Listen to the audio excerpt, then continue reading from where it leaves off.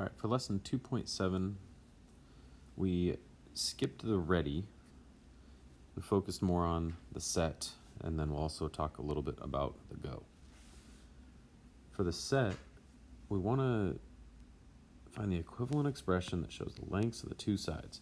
So really what the saying is, factor it. And in order to factor these, we need to know about our C value.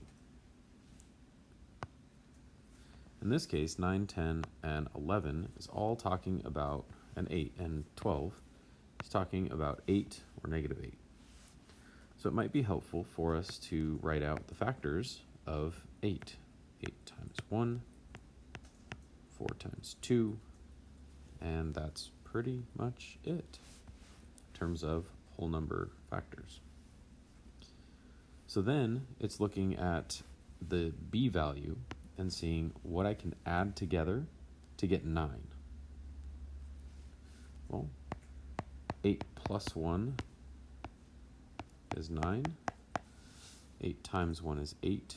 So your factors would be x plus 8 times x plus 1.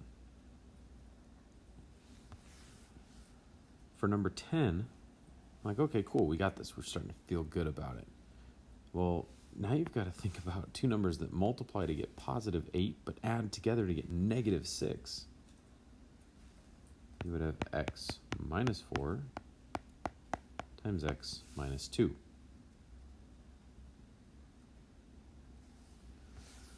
Skipping around here to number 19. I don't want to do all of these because it really is just repetitions.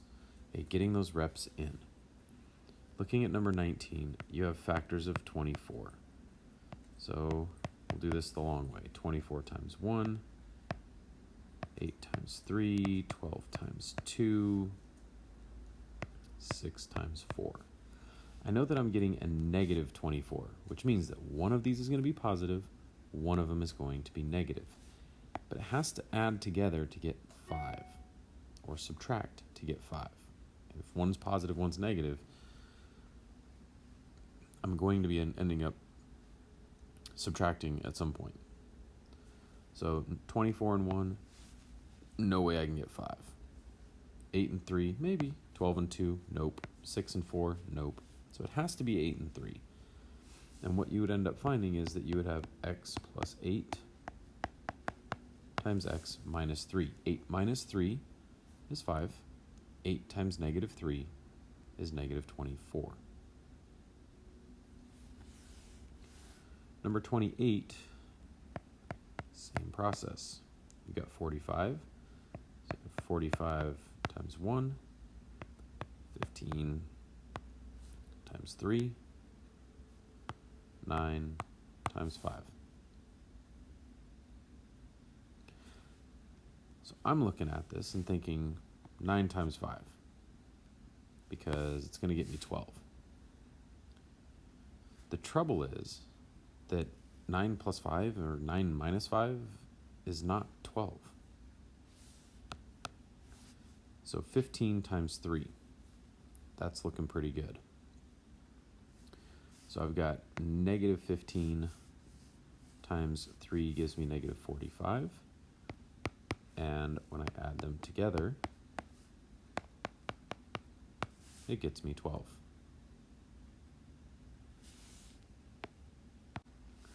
For numbers 29 through 32, it's really a review of what we've done with Vertex Form. So what the task was asking you to do was to graph these and describe them. Well, for this one,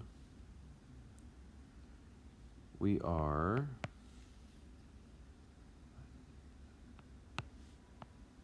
talking about the parent function.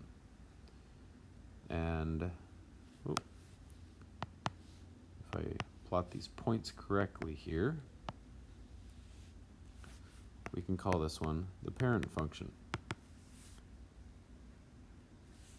I'm not going to do 30 or 31, but 32 gets a little bit weird because there's a negative, there's a plus 1, there's a plus 4. If you recall, we have vertex form, which is y equals a times x minus h squared plus k.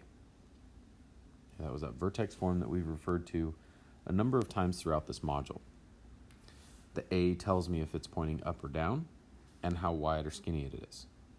The h tells me if I'm moving left or right. Careful, it's tricky. And the k tells me if it's moving up or down. The first thing is to give yourself your x and y coordinate plane, and then set up your vertex. Okay. You have a number that makes this 0 and then 4. So your vertex would be at negative 1, comma 1, 2, 3, 4. The negative means that this is going to be pointing down. So if you do this correctly, you should have a graph that looks a whole lot like this. Maybe a little bit prettier. But the description is that it's pointing down,